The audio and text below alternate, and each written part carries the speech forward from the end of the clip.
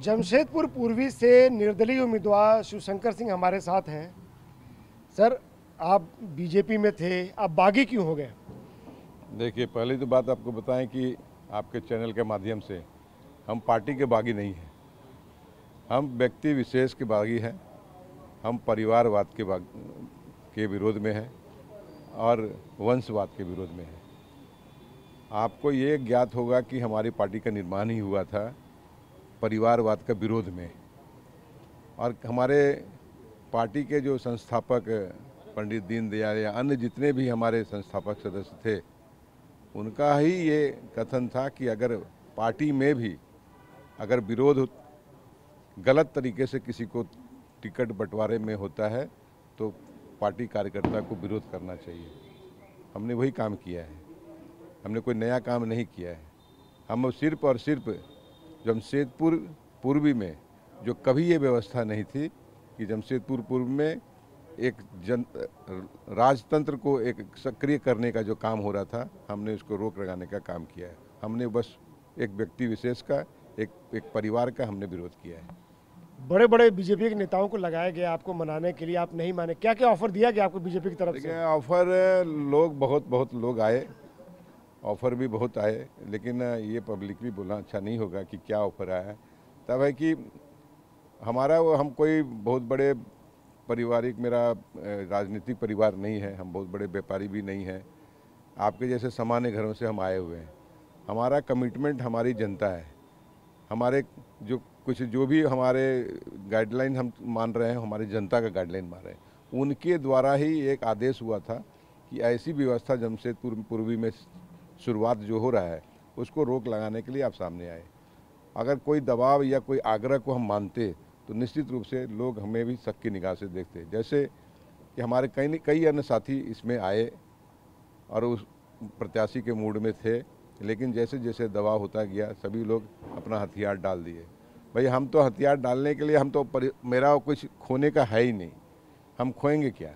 ना पार्टी में कभी बड़े पद पे रहे, ना हमारी कोई लालसा है कि हम विधायक सांसद बन के बहुत बड़े पूंजीपति बन जाए या हमारा बच्चा फिर पॉलिटिक्स में आए, ऐसी कोई लालसा लेके नहीं चले हैं। इसलिए कोई दबाव या आग्रह मेरे पर काम नहीं किया। लेकिन आप कभी रघुवर दास के बहुत करीबी थे, आज उन्हीं की जो बहू है उनके खिलाफ चुनाव मैदान में है। रघुवर दास ने आपको फ़ोन किया, उन्होंने मनाने की कोशिश की? जी, उन्होंने भी फ़ोन किया था, उनका भी आग्रह आया था, लेकिन बहुत देर हो चुका था।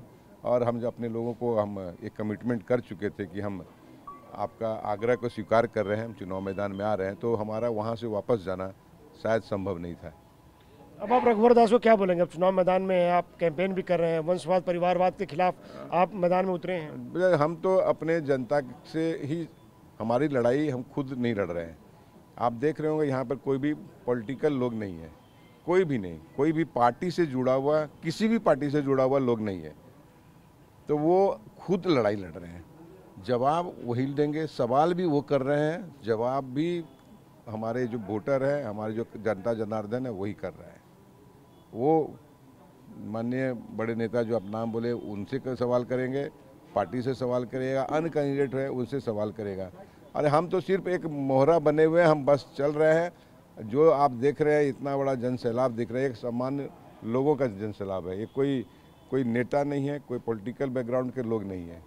लेकिन पूर्णिमा साहू से जब हमने पूछा तो उन्होंने कहा कि जो ये परिवारवाद का आरोप लगाया जा रहा है, वंशवाद का आरोप लगाया जा रहा है, दरअसल ये विकास के जो काम किए गए हैं या फिर पिछले 5 साल में जो विकास के काम नहीं हुए उससे ध्यान भटकाने के लिए किया जा रहा है। नहीं, ऐसा नहीं है। हम इस बात से बहुत ही मतलब उनके बात से हम बहुत ज़्यादा संतुष्ट नहीं हो रहे हैं कि अगर 5 साल पहले तक की भी बात करेंगे यहाँ विकास की, तो देखिए सड़क नाली बनाना तो सामान्य रूप में सभी विधायक सांसद का काम है।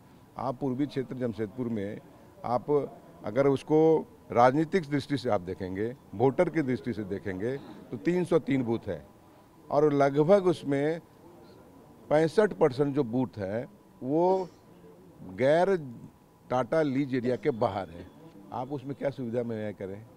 आज इतने सालों के राज करने के बाद एक ढंग का सरकारी हॉस्पिटल मेरे पूर्वी क्षेत्र में नहीं है ही नहीं। ढंग का क्या है? पूर्वी क्षेत्र में आज तक कोई भी सरकारी व्यवस्था हॉस्पिटल नहीं है जिससे कि हमारे सामान्य लोग जो बस्ती क्षेत्र में रहते हैं उनकी चिकित्सा का कहाँ क्या होगा? कौन जिम्मेदार है इसके लिए? निश्चित रूप जो पहले यहाँ पर सांसद विधायक सांसद रहे उनकी जिम्मेदारी है। जबरदस्त। निश्चित रूप में जो भी लोग 25-25 साल रहे, 5-5 टर्म रहे, उनकी जिम्मेदारी थी। और आप बताइए कि इस क्षेत्र में जो 70% लोग लग रहे हैं वो स्लम एरिया में रहते हैं, बस्ती क्षेत्र में रहते हैं। उनकी पढ़ाई के बारे में क्या सोचिए आप? सभी यहाँ ब्रांडेड स्कूल है, क्या उनके बच्चे जा सकते हैं क्या? आपने उनकी पढ़ाई के बारे में क्यों नहीं सोचा? तो जो प्रमुख चीज़ है वो तो काम हुआ ही नहीं। भैया आप सरकार आपको एक आवंटन करती है साल में इतना पैसा, आप रोड नाली बना दीजिए। वो तो कोई आप सामान्य लोग को भी अपना पैसा दे दीजिए ना। विधायक सांसद को क्या मतलब है? आपको पत्रकार महोदय को दे दिया जाए पैसा कि भाई रोड बनवा दो, बनवा देंगे आप तो। लेकिन आपका विजन ही नहीं था। जो बस्ती क्षेत्र में लोग रह रहे हैं उसके बारे में क्या सोचे आप? कुछ भी सोचे नहीं। तो हमारी प्राथमिकता हम जो अभी चुनाव लड़ रहे हैं बस इसी ग्राउंड पर लड़ रहे हैं कि मतलब आपकी नाराजगी रघुवर दास से है, पूर्णिमा साहू से नहीं है? देखिए वो तो बच्ची है, हम मातृशक्ति है, हम मातृशक्ति का बहुत आदर करते हैं। और वो एक मोहरा है, लेकिन रिमोट तो कहीं और रहेगा। कहाँ रहेगा? निश्चित रहेगा, जो उनके परिवार के जो गार्जियन है उनके पास रहेगा। रघुवर दास जी के पास? जी जरूर, गार्जियन रहेगा। तो हम अभी बोल रहे हैं कि सबसे बड़ी बात है आपको हम लोगों ने कार्यकर्ता से अपने प्रदेश के सभी उच्च पद पे बैठाया, महामहिम तक बनाया। तो कार्यकर्ता का देन है ना। आप कहीं लेके तो नहीं आए थे, उसको खरीद के थोड़ी लाया जाता है। एक कार्यकर्ता का देन है कि आपको बनाया। तो फिर 25 साल बाद लोभ क्यों भाई? समाज में सभी तरह के लोग हैं जो सक्रिय हैं, आप सबको मौका दीजिए।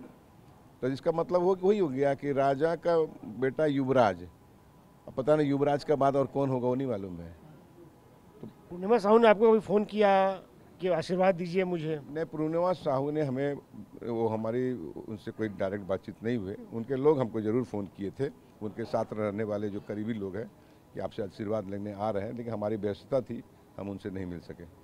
तो अब आपको क्या लगता है कि आपकी और पूर्णिमा साहू की जो ये चुनावी लड़ाई है इसका क्या अंजाम होने जा रहा है? अंजाम आप देख रहे हैं। आप आए हैं तो यहाँ थोड़ा सर्वे भी कर लीजिए, एक पब्लिक का रुझान देख लीजिए। भैया 2019 की घटना दोहराई जा रही है। निर्दलीय प्रत्याशी यहाँ फिर से यहाँ का प्रतिनिधित्व करने जा रहा है। अंडर करंट लोग को बुझा नहीं रहा, हल्का में शिवशंकर सिंह को ले रहे हैं। 23 तारीख को जब मतदान पेटी खुलेगा उसमें सब कुछ पता चल जाएगा। रघुवर दास की प्रतिष्ठा भी दांव पे लगी है इस सीट पे। देखिए वो तो बड़े लोग हैं, अब हम क्या बोल सकते हैं। देखिए बहुत कुछ ऐसी बात है। देखिए रघुवर दास जी जो आप नाम बोल रहे हैं वो हमारे मेंटर रहे, उनसे बहुत कुछ सीखे हैं। सामाजिक क्षेत्र में भी हम काम किए तो उसमें उनके सहयोगी रहे बहुत लंबे समय से। इसलिए हम कोई अव्यवहारिक बात आपको नहीं कहेंगे। बस हम लड़ाई लड़ रहे हैं, अपने समान लोगों की लड़ाई लड़ रहे हैं। ये हमारी लड़ाई नहीं है, ये हमारे कार्यकर्ताओं की लड़ाई है, हमारे मतदाताओं की लड़ाई है। उसमें ये भी कह रहे हैं कि रघुवर दास जी यहाँ जमशेदपुर में आके चुनाव पूरा देख रहे हैं, कैंपेन कैसे हो रहा है उसको देख रहे हैं। हमारे अन्य जो प्रत्याशी हैं उनके माध्यम से ये बहुत जोड़ के चलाया गया कि उनके जो कैंपेन तो हो रहा है, किया जा रहा है। और अगर हमारे दूसरे प्रत्याशी जो हैं उनके माध्यम से ये चला, अगर वो भी जानकार लोग हैं, अगर उनके माध्यम से चलाया गया तो निश्चित रूप में कहीं न कहीं सच्चाई होगी इसमें। तो ठीक है, आप बीजेपी से बागी हो गए, लेकिन हमने देखा इतना आपने काम किया है, तस्वीरें हम लोगों ने देखी, यहाँ तस्वीरें भी लगाई गई आपने अपने कोशिश जो एक मुस्कान के नाम से। तो अब आप जनता को क्या वादा कर रहे हैं कि अगर शिवशंकर सिंह को क्यों जिताया जनता यहाँ की? जनता हमें पिछला 2 दशक से जान रही है कि हमारा दायित्व जमशेदपुर के क्षेत्रों में सामाजिक कार्यों के प्रति मेरा निष्ठा रहा, समर्पण रहा। तो हमारा बैकग्राउंड वो जानती है कि बिना पद पे रहे, बिना कोई जिम्मेदारी लिए हम लगातार लोगों के बीच में रह रहे हैं।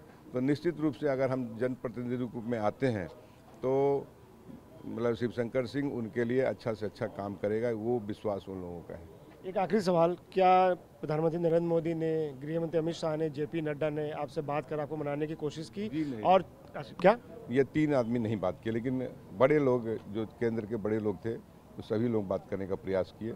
देखिए वो जिसका आप तीनों का नाम लिए वो इतने बड़े लोग हैं कि हम सामान्य लोग तो वहाँ तक नहीं जा सकेंगे। लेकिन जो चुनाव समिति में बड़े से बड़े लोग थे उन्होंने हमसे बात करने का प्रयास किया। हमने उनके आग्रह आया था, हमारा दबाव नहीं था, आग्रह था। हमने आग्रह उनको कहा कि अब लेट हो चुका है, हम बहुत आगे आ चुके हैं, अब हमारा वापस होना मतलब हमारा क्या बोलते हैं उसको, अपना जीवन से खेलने वाले बराबर होगा। एक मन में एक सवाल ये भी है कि चुनाव नतीजा जो भी हो, आपकी नाराजगी रघुवर दास को लेकर है, बीजेपी को लेकर नहीं आपने कहा, तो क्या चुनाव नतीजे के बाद शिवशंकर सिंह वापस बीजेपी में जाएंगे? देखिए, ये जब चुनाव नतीजा निश्चित रूप से अच्छा आने वाला है और होगा भी, तो ये आप ये मान के चलिए कि ये चुनाव मैं खुद नहीं लड़ रहा हूँ, हमारा कार्यकर्ता, हमारे जो लोग लड़ रहे हैं। परिस्थिति के हिसाब से हम लोगों के बीच में जाएंगे और उनका आदेश का ही पालन करेंगे, क्योंकि हम बार बार बोल रहे हैं कि हम पॉलिटिकल लोग नहीं हैं, हम किसी पद के लिए, मंत्री बनने के लिए नहीं आ रहे हैं। हमारी लड़ाई किसी विचारधारा की लड़ाई है और हम विचारधारा की लड़ाई में हमारी जीत होती है, तो हम कार्यकर्ताओं के पास जाएंगे, हमारे जनता जनार्दन के बीच जाएंगे, उनका जो आदेश होगा उसका पालन करेंगे। शुक्रिया हमसे बात करने के लिए। कैमरा गजेंद्र के साथ आनंद प्रकाश पांडे, TV9 भारत।